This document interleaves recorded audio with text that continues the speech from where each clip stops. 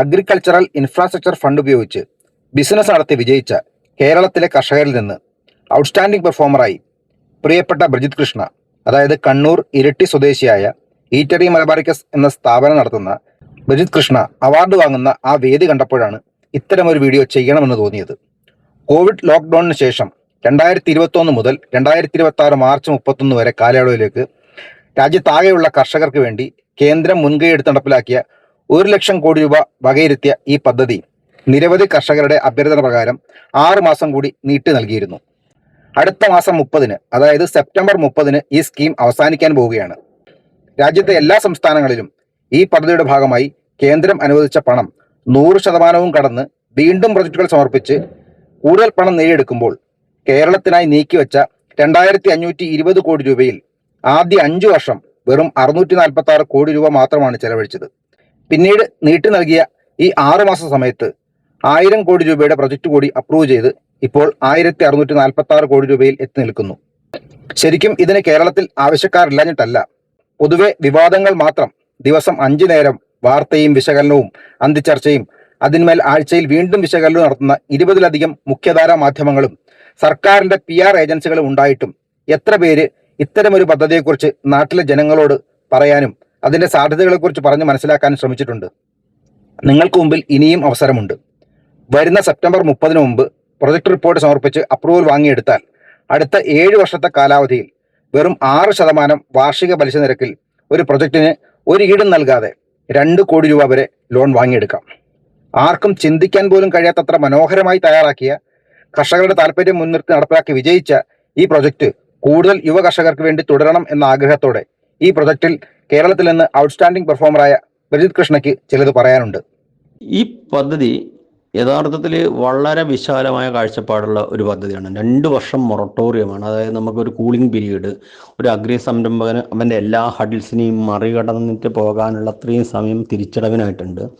Interest ഇൻട്രമെൻഷൻ NABARD വഴിയുണ്ട്.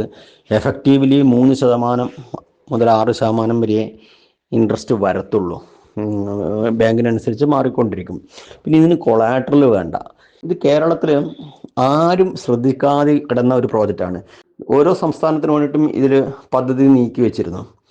കേരളത്തിന് വേണ്ടിയിട്ട് നീക്കി വെച്ചിരിക്കുന്നത് 2,400 കോടി രൂപേൻ്റെ അടുത്താണ് നീക്കി വെച്ചിരിക്കുന്നത്. 1,746 കോടി രൂപയാണ് ഇതുവരെ നമ്മൾ ഡിസ്പോസ് ചെയ്തിട്ടുള്ളത്.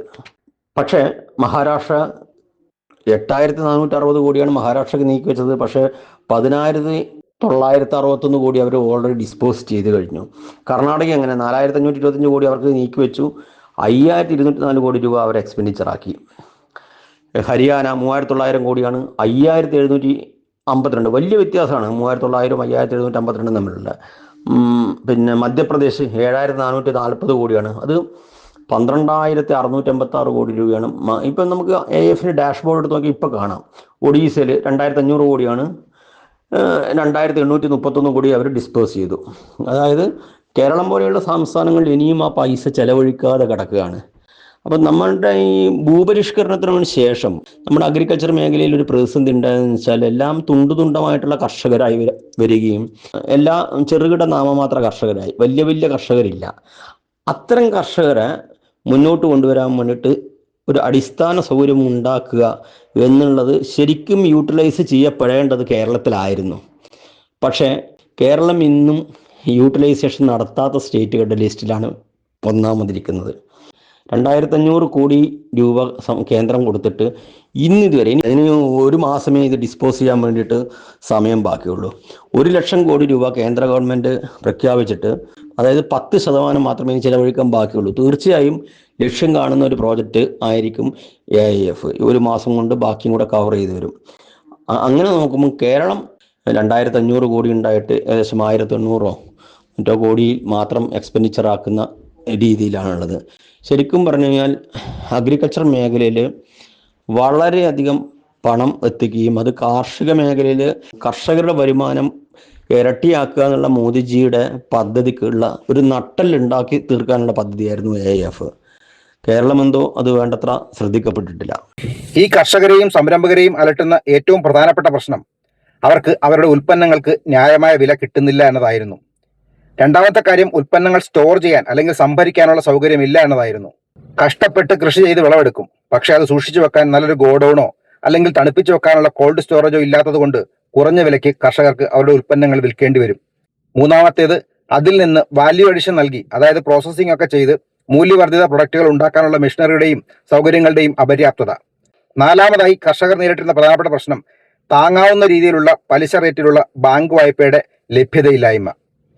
കർഷകർ നേരിടുന്ന ഈ എല്ലാ പ്രശ്നങ്ങളും പരിഹരിക്കാനായിട്ട് കേന്ദ്ര സർക്കാരിന്റെ കൃഷി വകുപ്പ് സംസ്ഥാന സർക്കാരുകളുടെ കൃഷി വകുപ്പ് വഴി നടപ്പിലാക്കുന്ന ഒരു പദ്ധതിയാണ് കാർഷിക അടിസ്ഥാന വികസന സൗകര്യ നിധി അഥവാ AIF എന്നറിയപ്പെടുന്ന അഗ്രി ഇൻഫ്രാസ്ട്രക്ചർ ഫണ്ട്.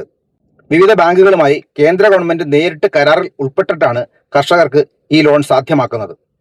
ഈ AIF എന്നത് കൃഷിപ്പണിക്ക് ശേഷം വിളവുകൾ കേടുകൂടാതെ സൂക്ഷിക്കാനും അവ വിപണിയിൽ എത്തിക്കാനും ആവശ്യമായ സൗകര്യങ്ങൾ ഒരുക്കാൻ വേണ്ടിയുള്ള ഒരു സാമ്പത്തിക സഹായമാണ്.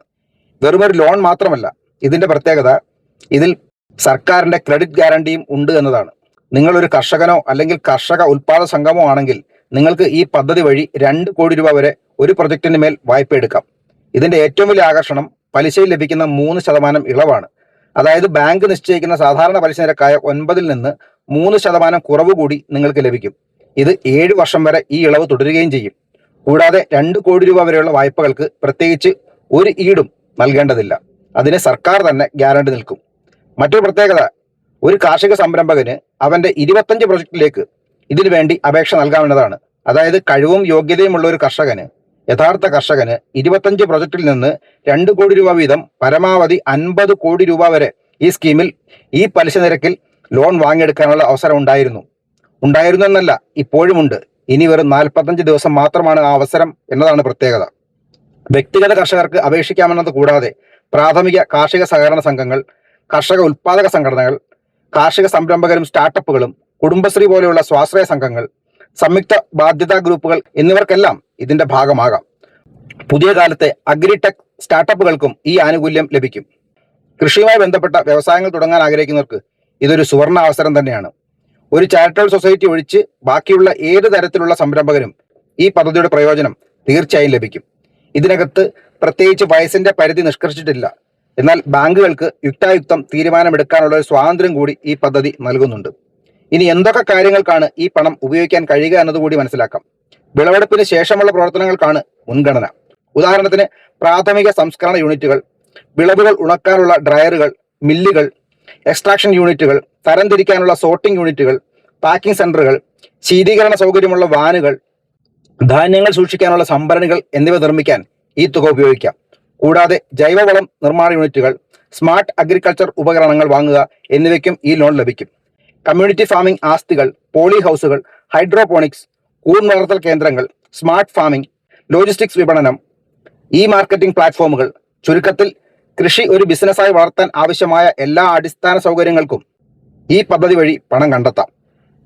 പ്രാഥമിക സംസ്കരണം, സെക്കൻഡറി പ്രോസസ്സിംഗ് ഏതാണെങ്കിലും, അതായത് നമ്മുടെ കൃഷിയിടത്തിൽ നിന്ന് ലഭിക്കുന്ന ഉൽപ്പന്നത്തിന് ഏതെങ്കിലും രൂപഭാവമാറ്റം ഉണ്ടാക്കുകയാണെങ്കിൽ, അതിന് എന്തെങ്കിലും മെഷീനറിയോ ഉപകരണമോ എന്തെങ്കിലും കൺസ്ട്രക്ഷനോ ആവശ്യം വരികയാണെങ്കിൽ അതെല്ലാം ഈ പദ്ധതിയുടെ പരിധിയിൽ വരും. ഉദാഹരണത്തിന് നമ്മുടെ കൃഷി നെല്ലാണെന്ന് കരുതുക. ആ നെല്ല് പൊടിച്ച് നമ്മൾ മാവാക്കി ആ മാവിൽ വേറെ എന്തെങ്കിലും ഉൽപ്പന്നം, അതായത് രണ്ടാമത്തെ തലത്തിലുള്ള ഒരു മൂല്യവർദ്ധിത പ്രവൃത്തി ചെയ്യുകയാണെങ്കിൽ അതിനാവശ്യമായ മെഷീനറി, കെട്ടിടങ്ങൾ, ഉപകരണങ്ങൾ ഇതെല്ലാം അഗ്രി ഇൻഫ്രാ ഫണ്ടിന്റെ പരിധിയിൽ വരുന്നതാണ്. പിന്നെ ഇതുകൂടാതെ തന്നെ നിരവധി പദ്ധതികൾ അഗ്രി ഇൻഫ്രാ ഫണ്ടിന്റെ പരിധിയിൽ വരുന്നുണ്ട്.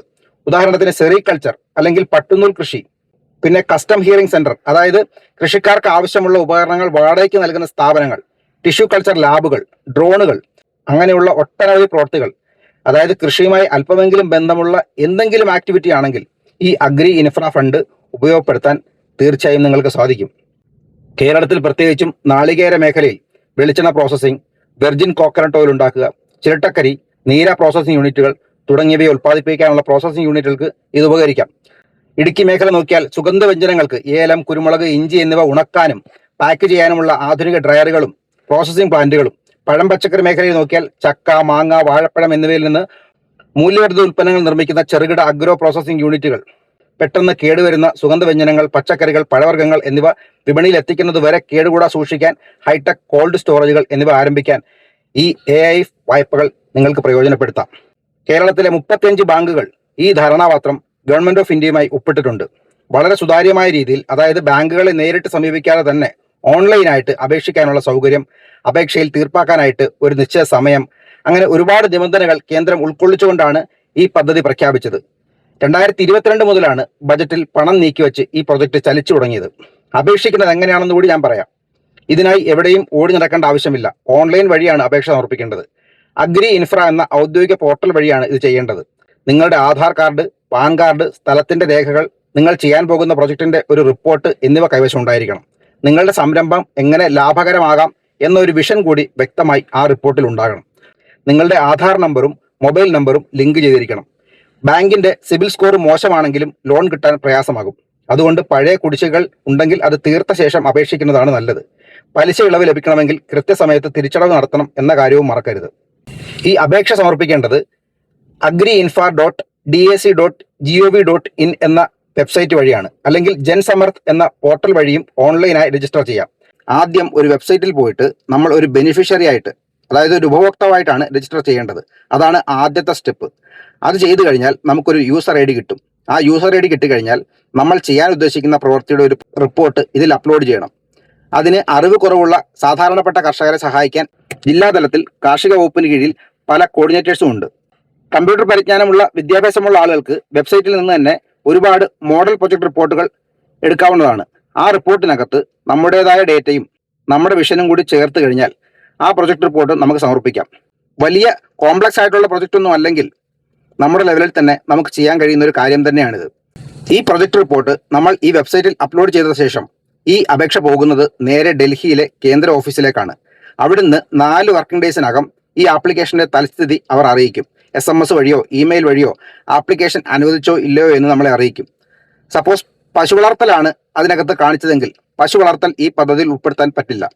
അപ്പോൾ എലിജിബിൾ ആണോ അല്ലയോ എന്നുള്ള കാര്യങ്ങൾ നമുക്ക് SMS ആയോ ഇമെയിലായോ വരും.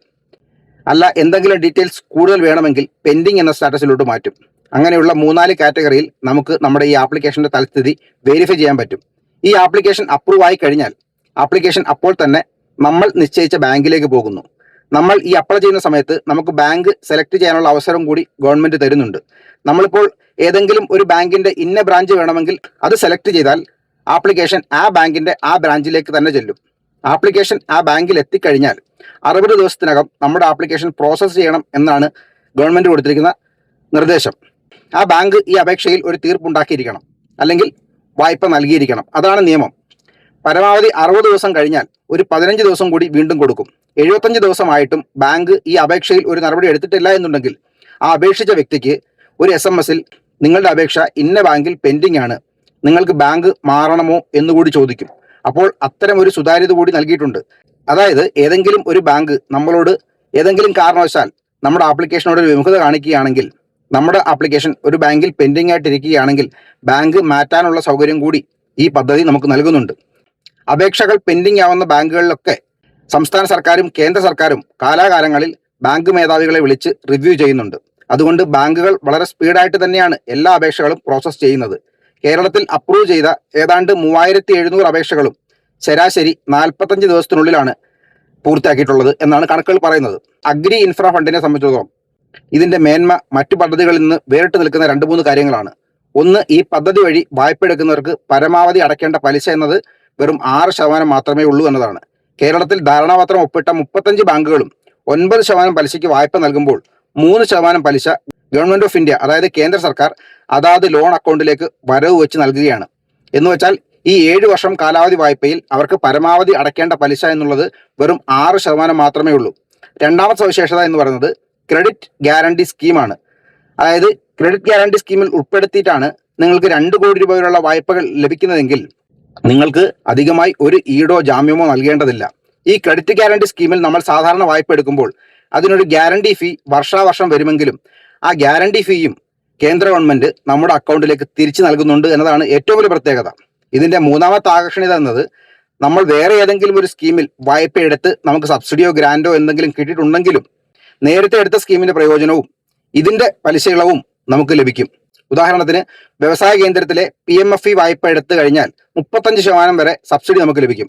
ആ സബ്സിഡി കിട്ടുന്ന ഉപഭോക്താവ് അല്ലെങ്കിൽ സംരംഭകൻ അഗ്രി ഇൻഫ്ര ഫണ്ടിന്റെ വെബ്സൈറ്റിൽ രജിസ്റ്റർ ചെയ്ത് നമ്മൾ മറ്റൊരു പ്രൊജക്റ്റിൽ ലോൺ ഇളവ് നേടുകയാണെങ്കിൽ ആ സബ്സിഡി കൂടാതെ ഈ 6% പലിശയ്ക്ക് 7 വർഷത്തേക്ക് മറ്റൊരു ലോൺ കൂടി നമുക്ക് ലഭിക്കും. വ്യക്തിഗത ഉപഭോക്താവ് അല്ലെങ്കിൽ ഒരു സംരംഭകനാണെങ്കിൽ ആ വ്യക്തിക്ക് പരമാവധി 25 പ്രൊജക്റ്റുകൾ വരെ തുടങ്ങാം. 25 പ്രൊജക്റ്റ് 25 ലൊക്കേഷനിലാണെങ്കിൽ, അതായത് ആ വ്യക്തിക്ക് 50 കോടി വരെയുള്ള അയാളുടെ സംരംഭങ്ങൾക്ക് ഈ പദ്ധതി ഉപയോഗിച്ച് ലോൺ എടുക്കാൻ പറ്റും. വ്യക്തിഗത വായ്പ അല്ല എന്നുണ്ടെങ്കിൽ ഏതെങ്കിലും സഹകരണ സ്ഥാപനങ്ങളോ അയൽക്കൂട്ടങ്ങളോ അവരൊക്കെ ആണെങ്കിൽ 25 എന്നുള്ള നമ്പർ ബാധകമല്ല. ഒരു വില്ലേജിലോ ഒരു വാർഡിലോ ഒരു ഗ്രാമത്തിലോ ഒരാൾ 2 കോടിയുടെ ഒരു പ്രൊജക്റ്റ് എടുക്കുകയാണെങ്കിൽ മറ്റൊരു വില്ലേജിലോ ഗ്രാമത്തിലോ പോയി 2 കോടിയുടെ വേറൊരു പ്രൊജക്റ്റ് ചെയ്യുകയാണെങ്കിൽ ആ 4 കോടിയുടെ വായ്പയ്ക്കും ഈ 6% പലിശ ഇളവെന്ന പ്രയോജനം ലഭിക്കും. വേണമെങ്കിൽ ഒരേ വില്ലേജിൽ തന്നെയും പ്രൊജക്റ്റ് സ്റ്റാർട്ട് ചെയ്യാം. 10 ലക്ഷം 20 ലക്ഷം അങ്ങനെ വെച്ച് പല പ്രൊജക്റ്റായിട്ട് ഒരേ വില്ലേജിൽ തന്നെ വേണമെങ്കിലും ഈ പ്രയോജനം ലഭിക്കും. ബാങ്കുകളും കേന്ദ്ര ഗവൺമെന്റും ലോക്സഭയിൽ സമർപ്പിച്ച ഏറ്റവും പുതിയ ഡേറ്റ പ്രകാരം, അതായത് 2026 മാർച്ച് വരെയുള്ള കണക്കുകൾ പ്രകാരം ഇന്ത്യയിൽ ആകെ അംഗീകരിച്ച പ്രൊജക്റ്റുകളുടെ എണ്ണം 1,70,000 ബാങ്കുകൾ അനുവദിച്ച തുക എന്ന് പറയുന്നത് 84,500 കോടി രൂപയാണ്. 1 ലക്ഷം കോടി രൂപയാണ് കേന്ദ്ര ഗവൺമെന്റ് നീക്കിവെച്ചിരുന്നത്. അതിൽ 84,500 കോടി രൂപയും മാർച്ച് 31 വരെ അനുവദിച്ചു കഴിഞ്ഞു. നമ്മൾ കേരളത്തിലെ കണക്ക് നോക്കിയാൽ കേരളത്തിലെ ഈ 35 ബാങ്കുകളും ചേർന്ന് ഈ പദ്ധതി കാലയളവിൽ, അതായത് 2022 മുതൽ മാർച്ച് 31 വരെ ഏകദേശം 1,646 കോടി രൂപ വായ്പ അനുവദിച്ചതിൽ 646 കോടി രൂപ വിതരണം ചെയ്തു കഴിഞ്ഞു. കേരളത്തിലെ പ്രാഥമിക സഹകരണ ബാങ്കുകൾ വഴി ആയിരക്കണക്കിന് ചെറിയ പ്രൊജക്റ്റുകൾക്ക് ഒന്നിച്ച് അനുമതി നൽകിയതോടെ കേരളത്തിൽ ഇപ്പോൾ ഏകദേശം 3,200 യൂണിറ്റുകൾ വളരെ നല്ല രീതിയിൽ ഈ വായ്പ എടുത്ത് പ്രവർത്തിച്ചു വരുന്നുണ്ട്. ഏതാണ്ട് 1,600 കോടി രൂപ കേരളത്തിൽ വിതരണം ചെയ്തു കഴിഞ്ഞു. ഒരു യൂണിറ്റിൽ കുറഞ്ഞത് 10 പേർക്കെങ്കിലും തൊഴിലവസരം കിട്ടി എന്ന് കണക്ക് കൂട്ടിയാൽ ഏകദേശം നല്ലൊരു സംഖ്യ ആളുകൾക്ക് തൊഴിൽ നൽകാനും ഈ ലോൺ സഹായിച്ചിട്ടുണ്ട്. അതുകൊണ്ട് മറ്റു പദ്ധതിയേക്കാൾ ബാങ്കുകൾ 2 കൈയും നീട്ടി ഈ പദ്ധതിയെ സ്വീകരിക്കുന്നതായിട്ടാണ് കാണുന്നത്. 2,520 കോടി രൂപയാണ് കേരളത്തിൽ വായ്പ നൽകാനായിട്ട് കേന്ദ്ര ഗവൺമെന്റ് ടാർഗറ്റ് നൽകിയിരുന്നത്. ജിയോ ടാഗിംഗ് കൂടെ ഇതിനകത്ത് ഗവൺമെന്റ് ഓഫ് ഇന്ത്യ നിർബന്ധമായിട്ട് പറയുന്നുണ്ട്. യൂണിറ്റ് സ്ഥാപിച്ചു കഴിഞ്ഞാൽ അതിന്റെ ലൊക്കേഷനിൽ നിന്ന് ഒരു ഫോട്ടോ ഈ സൈറ്റിലോട്ട് അപ്ലോഡ് ചെയ്യുമ്പോഴത്തേക്കും യൂണിറ്റ് പ്രവർത്തിക്കുന്നുണ്ട് എന്നതിന് തെളിവായിട്ട് അത് സ്വീകരിക്കാറുണ്ട്. അങ്ങനെ പല തട്ടിലുള്ള മോണിറ്ററിംഗ് കേന്ദ്ര ഗവൺമെന്റ് ചെയ്യുന്നുണ്ട്. ചെറിയ രീതിയിൽ തുടങ്ങിയ പല ആൾക്കാരും ആദ്യം ഒരു 15-20 ലക്ഷം രൂപ വെച്ച് ഒരു ചെറിയ പച്ചക്കറി സംസ്കരണ യൂണിറ്റ് തുടങ്ങിയ ആൾക്കാരൊക്കെ ഇപ്പോൾ വലിയ എക്സ്പോർട്ടറായി മാറിയ ഒരുപാട് വിജയഗാഥകൾ നമ്മുടെ കേരളത്തിൽ പറയാനുണ്ട്. എന്തായാലും സംരംഭകരാകാൻ ആഗ്രഹിക്കുന്ന ആളുകൾ ഒട്ടും കാത്തു നിൽക്കാതെ എത്രയും പെട്ടെന്ന് പ്രൊജക്ട് റിപ്പോർട്ട് തയ്യാറാക്കി ഇതിൽ അപേക്ഷ നൽകാൻ മുന്നോട്ട് വരണം. കണ്ണൂർ ഇരിട്ടി സ്വദേശിയായ ബ്രിജിത് കൃഷ്ണയെ കുറിച്ചാണല്ലോ ഞാൻ ആദ്യം പറഞ്ഞത്. അദ്ദേഹം ഈ പ്രൊജക്ട് കൃത്യമായി ഉപയോഗപ്പെടുത്തി വിജയിച്ച, ദേശീയ തലത്തിൽ തന്നെ ശ്രദ്ധിക്കപ്പെട്ട ഒരു മാതൃകാ കർഷക സംരംഭകനാണ്. മെക്കാനിക്കൽ എഞ്ചിനീയറിംഗ് ബിരുദധാരിയായിരുന്ന ബ്രിജിത്ത് കോവിഡ് കാരണം ജോലി നഷ്ടപ്പെടുകയും അതേസമയം മഴ കാരണം നശിച്ചു പോകാറുള്ള കശുവണ്ടി കർഷകരുടെ ദുരവസ്ഥ കാണുകയും ചെയ്തതാണ് അദ്ദേഹത്തിന്റെ ജീവിതത്തിൽ വഴിത്തിരിവായത്. മഴയത്ത് ഈർപ്പം തട്ടി മുളയ്ക്കുന്ന കശുവണ്ടി പ്രോസസ്സിംഗ് കമ്പനികൾ സാധാരണ ഒഴിവാക്കാറാണ് പതിവ്. എന്നാൽ മടക്കത്തറയിലുള്ള കേരള കാർഷിക സർവകലാശാലയുടെ സഹായത്തോടെ കശുവണ്ടി മുളയ്ക്കൽ ശേഷി 90 ദിവസത്തിൽ കൂടുതൽ നീട്ടിപ്പൊതിയുന്ന പേറ്റന്റുള്ള ഒരു ടെക്നോളജി ബ്രിജിത് കൃഷ്ണ വികസിപ്പിച്ചെടുത്തു. മുളപ്പിച്ച കശുവണ്ടി സാധാരണ കശുവണ്ടിയേക്കാൾ പോഷകഗുണമുള്ളതും കൂടുതൽ സ്വാദിഷ്ടവുമാണെന്നും അതുപയോഗിച്ച് കറികൾ, സലാഡുകൾ, ഷേക്കുകൾ, അച്ചാറുകൾ എന്നിവ നിർമ്മിച്ച് 5 സ്റ്റാർ ഹോട്ടലുകളിൽ ഉൾപ്പെടെ പല ഫുഡ് കമ്പനികളിലേക്കും അദ്ദേഹത്തിന്റെ സ്വന്തം സ്ഥാപനമായ ഈറ്ററി മലബാറിക്കസിൽ നിന്ന് സപ്ലൈ ചെയ്യാൻ അദ്ദേഹം ആരംഭിച്ചു. രാസവസ്തുക്കളൊന്നുമില്ലാതെ കാർഷിക ഉൽപ്പന്നങ്ങൾ, ചക്കയും കശുവണ്ടിയും ഉൾപ്പെടെയുള്ള കാർഷിക ഉൽപ്പന്നങ്ങൾ 9 മാസം വരെ കേടുകൂടാതെ സൂക്ഷിക്കാനുള്ള ജപ്പാൻ ടെക്നോളജിയായ റിട്ടോർട്ടിംഗ് ടെക്നോളജിയും അദ്ദേഹത്തിന്റെ സ്ഥാപനത്തിൽ ആരംഭിച്ചു. 120-ലധികം പ്രാദേശിക കർഷകരിൽ നിന്ന് കശുവണ്ടി ശേഖരിച്ച് അവരുടെ ഉൽപ്പന്നങ്ങൾക്ക് മികച്ച വില ഉറപ്പാക്കാൻ ഈ സംരംഭത്തിന് ഇന്ന് സാധിക്കുന്നുണ്ട്. ലക്ഷക്കണക്കിന് രൂപ വരുമാനം നേടുന്നതിനൊപ്പം ദേശീയ തലത്തിൽ ഔട്ട്സ്റ്റാൻഡിംഗ് അഗ്രി എന്റർപ്രണർ പെർഫോമർ അംഗീകാരങ്ങളും ബ്രിജിത് കൃഷ്ണയ്ക്ക് ലഭിക്കുന്നുണ്ട്. AIF പോലുള്ള പദ്ധതികൾ കൃത്യമായി പ്രയോജനപ്പെടുത്തിയാൽ കേരളത്തിലെ കാർഷിക മേഖലയിൽ ഉണ്ടാക്കാൻ സാധിക്കുന്ന വലിയ സാധ്യതകളുടെ ഉത്തമ ഉദാഹരണമാണ് ബ്രിജിത് കൃഷ്ണയുടെ ഈ വിജയം. 100% കേന്ദ്രം മുൻകൈയെടുത്ത് പണം മുടക്കുന്ന ഈ പദ്ധതിയിൽ ഒരു മേൽനോട്ടക്കാരനായ കാര്യസ്ഥന്റെ ജോലി മാത്രമാണ് സംസ്ഥാന കാർഷിക വകുപ്പിനുള്ളത്. പക്ഷേ പൂർണ്ണമായും സംസ്ഥാന സർക്കാരിന്റെ നേട്ടം പോലെ അവർ ഈ പദ്ധതിയുടെ വിജയം ആഘോഷിക്കുമ്പോൾ ഒന്ന് ശബ്ദമുയർത്തി ഇത് ഞങ്ങളുടേതാണെന്ന് നിലവിളിക്കാൻ പോലും കഴിയാത്ത വിധത്തിൽ പരിതാപകരമായ അവസ്ഥയിലായോ കേരളത്തിലെ BJP എന്ന സംശയം, അതാണ് ഈ വീഡിയോ ചെയ്യാൻ എന്നിൽ കൗതുകമുണ്ടാക്കിയത്.